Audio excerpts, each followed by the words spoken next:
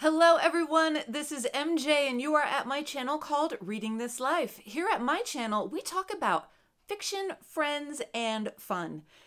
In today's video, it's my September wrap-up.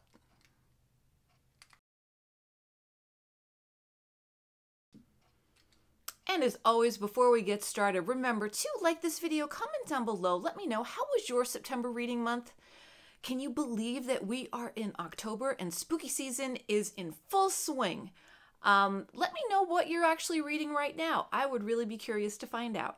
And if you've not subscribed to my channel yet, consider doing so, especially if you keep coming back. Okay, so September was a bit of a blur for me. I actually had to go back in my Goodreads to remember everything that I read. It just seemed as if you know, the extracurricular activities like work outside of reading kind of took hold of me in September. And I found myself not taking longer, but just, I don't know how to explain it. It was a very strange month for reading for me in September. So I'm going to open up my Goodreads and we're going to go through everything that I read. So the first book that I read was a buddy read with Criminale. So you probably already know in August I won one of his giveaways. I read my first Richard Laymon book, which was called The Cellar. I did a dedicated review on that. And then he said, hey, we both have Kindle Unlimited. Let's do the next one, which is Beast House. And I said, okay. So we went in to do Beast House and yeah, I'm going to leave a card right here or here or here. And you can see how that went down with my buddy. But I enjoyed the writing of Beast House better than The Cellar. I think The Cellar was a little weird, oogie. I don't know how to describe it, but for a female reading it, I was like, oh God, here we go. But I think the second book, I liked the writing better. And that's just my perspective. The story was not as good. The horror was not as good. I wanted to know what was in the cellar. I want more story about what's in the cellar, how it got to where it is, what's happening, etc., etc. And it just didn't fulfill that need for me. There were some other characters that were introduced. There was a writer. His character was really interesting. There was also a captain that had, I think he was a captain. He was a sailor that knew of the origin story of the beast in the Beast House. So I wanted that story to continue. But I think I gave that, what did I give that on Goodreads? I gave it, that was a Cellar, 3 out of 5. 3 out of 5 stars. So that was Beast House by Richard Laymon. Now, there are 2 other books in the Beast House series. I am going to continue with it. I don't know if I'll be able to squeeze one in this month, but I want to see what happens. I want to see, you know, what else, if there's anything else that's going to come out of it. So I'm hoping that the third book may be as good as the first one. Even though the writing wasn't good, the story was bonkers, and that's what I was looking for in Beast House, and there was no bonker level for me. All right, so then my group read on my channel, a bunch of us decided to undertake the Simarillion to go in line with The Lord of the Rings. People, I had no idea what I was getting into. I had no idea what I was going into. One of the people on my Discord, Chatty, she summed it up the best, saying that it's a Bible. It is a Bible giving the entire origin story of the whole universe of Lord of the Rings. I started annotating and I found that I can only do this in small doses. This is not a book where I want to sit down and just get lost in. This is a book that I am going to get my little annotation kit and I'm going to sit at my desk and do an academic reading of it. This is a lot. It's heavy. And I can only take it in micro doses. So this I did not finish, but it's a carry-on. It's not a DNF. It's that I just didn't have it in me to continue with the story, to finish it in September. So I actually haven't picked it up since September, but I'm going to. I've since also picked up an audiobook with one of my Audible credits. So I am pairing the audiobook with the physical book and annotating as I go along. So if I do a chapter at a time, I'm okay with that. But yeah, whew, y'all were right. This is a crazy, heavy, history, fantasy-laden book. And I just couldn't deal with it all. And a lot of people on my channel are kind of in the same boat. So we're carrying on with it in small doses. So no star ratings, no finishing for that. That is a continuation. Then, I have it. Well, yeah, probably because this was a group read on my channel in August, but I kind of carried it over to September because Courtney over at Tangible Reads and we did a live book review of this, and we wanted to get this out in time for the movie, because the movie, this is My Best Friend's Exorcism by Grady Hendrix. The movie hit Amazon on September 30th. This was really, really fun. It was enjoyable. I felt like as if I was in high school again, and I did a dedicated review on this book, and I will put a card up here. So I'm not going to rehash it, but if you are not into horror at all, and you love the 80s, and you grew up in the 80s, then definitely check this out. It was really enjoyable. It's a fast read. It's a good read. The blurb says it's Beaches meets The Exorcist. I know a lot of people are reading it now for October, so I will leave a card for my full review up there. And that I gave it 5 stars. Now, spooky, on the spooky scale, I'm only going to give it like 2 ghosties because it's not that spooky, maybe 2.5.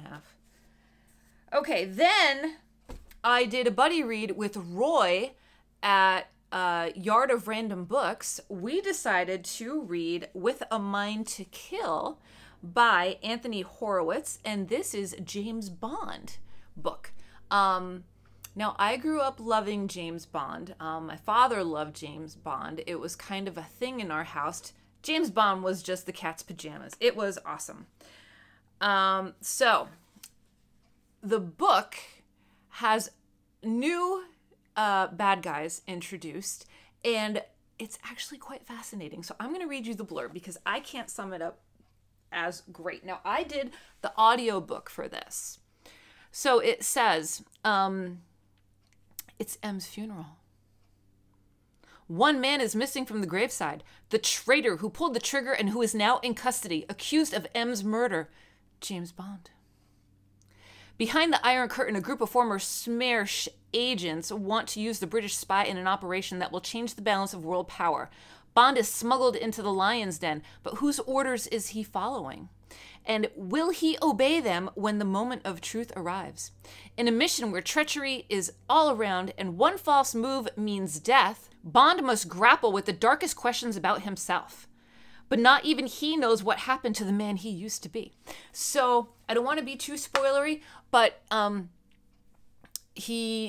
is definitely some psychological warfare going on here, and the bad guy in this is really, really good, and the love interest is really, really good. And there was a part of me that was crushed at the end of the book, and I'm not going to say as to why.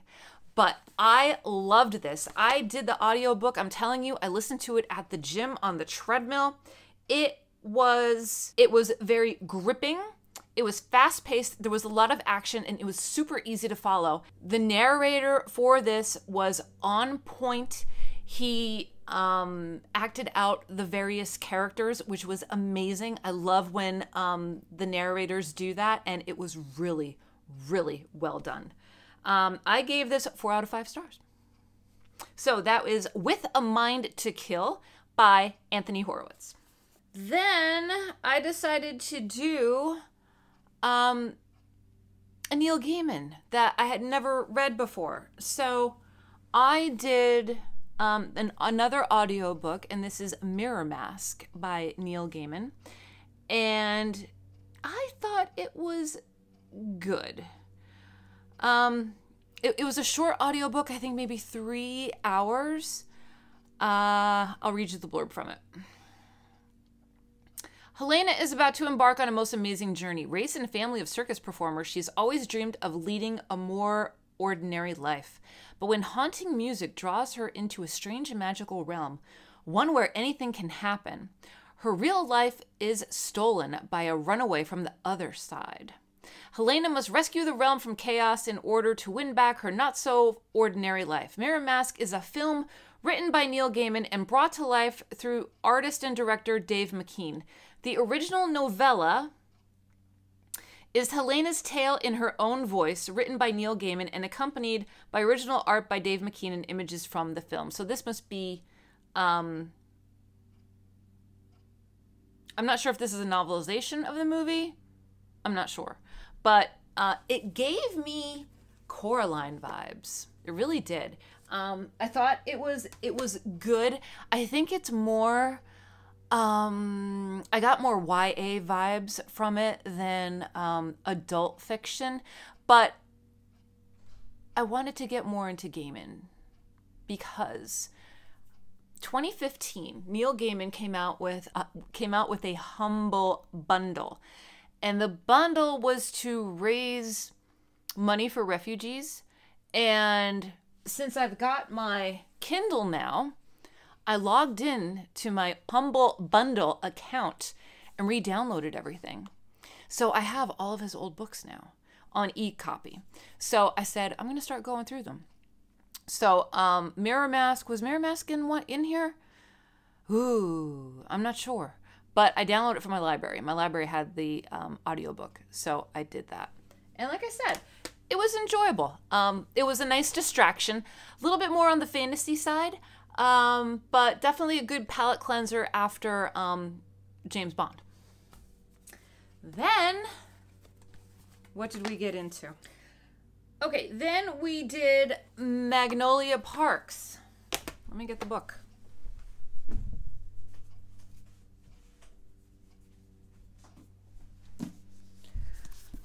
Magnolia Parks is a romance, and I'm doing a full review on this. This was another buddy read with Michelle from Michelle's Melancholia, and I think we're putting up our videos on Wednesday, so keep a lookout for a more non-spoilery and a little bit spoilery review of this book. I will say, as a non-romance reader, I liked it. I enjoyed it. I'm not sure exactly why I enjoyed it, but it was good. And it was good to have a buddy to read through this. This book is 500 pages. It's 500 pages long. And you know me, I don't like books that are 500 pages long. I like books that are 300 and under because I want to go through them fast. I want to eat them like potato chips. But this wasn't as bad because the chapters are short and the chapters often left you with like... with that kind of a look. So you just wanted to keep turning the pages to see what was going to happen. I will tell you that there are two main characters. It is Magnolia Parks and JB. And these two grew up together.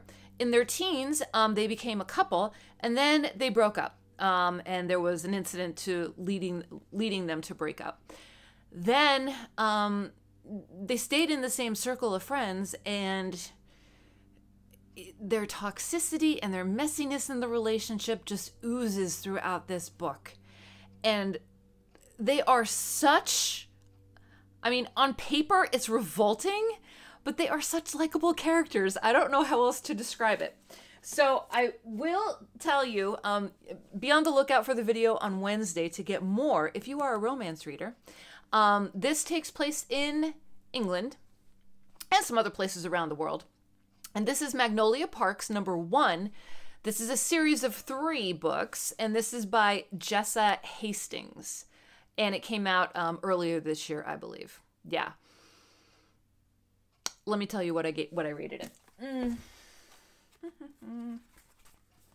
But Two Girls That Don't Read Romance, we had a good time with that book. So I gave it 4 out of 5 stars. Not too shabby. Not too shabby. All right. And then I think I started this in September, but I finished it like October 1st, but I'm going to count it for whatever. Goddess of Filth by V. Castro. But Goddess of Filth by V. Castro is another possession book.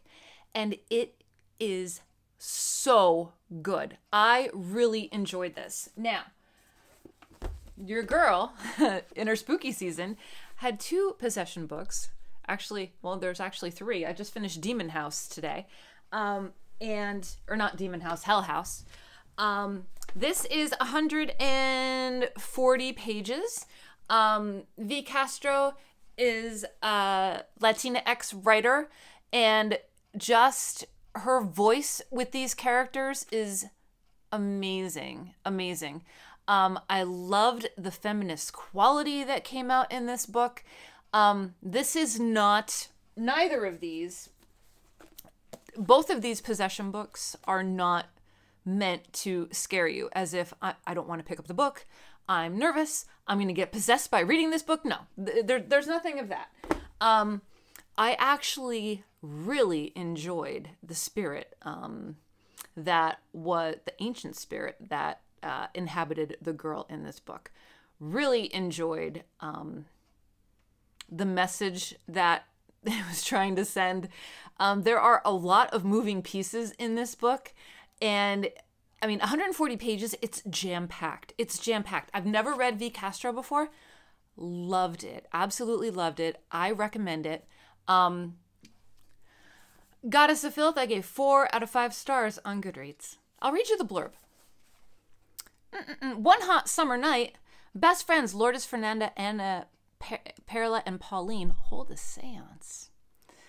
It's all fun and games at first, but their tipsy laughter turns to terror when flames burn straight through their prayer candles, and Fernanda starts crawling towards her friends and chanting in Nahuatl, the language of their Aztec ancestors. Over the next few weeks, shy, modest Fernanda starts acting strangely, smearing herself in black makeup, shredding her hands on rose thorns, sucking sin out of the mouths of the guilty. The local priest is convinced it's a demon, but Lourdes begins to suspect it's something else, something far more ancient and powerful. Goddess of Filth by V. Castro. Recommend it. It does take you off into some tangents. There are some interesting things, but yeah, I don't want to spoil it. She is the ancient deity. Has feminist qualities, and what she does is she can see through your soul and eat your sin, which is fun. So, like I said, really short one if you want to fit it in for spooky season, if you want to fit it in for the end of the year, but I really enjoyed it, and that's Goddess of Filth by V. Castro. Okay, and that's my reading month for September, y'all. So, it is October. We are knee-deep into spooky season. I hope that you are all reading good things and you're not being too scared. I finished Hell House today, and now I'm going into Zombie, and that should be fun. And then I'm going to go into Lost Horizon, I think, which is my group read on my channel. And it's his favorite book. So Lost Horizon is my dad's favorite book. So I'm interested to see exactly why it's his favorite book and why he loved it so much. So that's all that I have. I hope that you are all doing well and staying safe. I hope that you are taking care of yourself so you can take care of others. Make sure you take a break. Make sure you're taking your vitamins and doing all that good stuff. And I will see you in my next video, which will be sooner rather than later. So until next time, everyone, goodbye for now.